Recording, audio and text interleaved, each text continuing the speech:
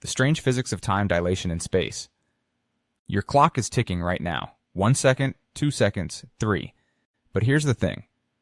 That ticking is a lie. Time isn't actually passing at the same speed for everyone, not even close. And the closer you get to the speed of light, the more your clock falls behind. Einstein figured this out over a century ago. His name was Albert Einstein, and he realized something that broke physics wide open.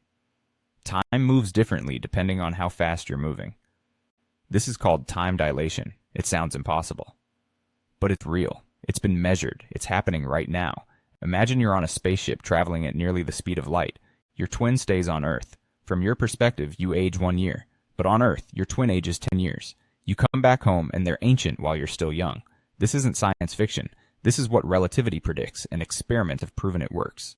Here's why this happens. Light always travels at the same speed. About 186,000 miles per second. No matter who measures it or how fast they're moving. That's the rule. That's the law. But if light speed is constant, something else has to give. And that something is time itself. Time stretches. It bends. It moves slower when you move faster. A physicist named Richard Feynman spent his career explaining this. He said time is like a river, but it's not the same river for everyone. For you sitting still, time flows one way. For someone flying past you at relativistic speeds, time flows differently. They experience less of it. We've actually tested this. Scientists put atomic clocks on airplanes and flew them around the world. When they landed, those clocks showed less time had passed compared to clocks on the ground. The effect was tiny. Nanoseconds.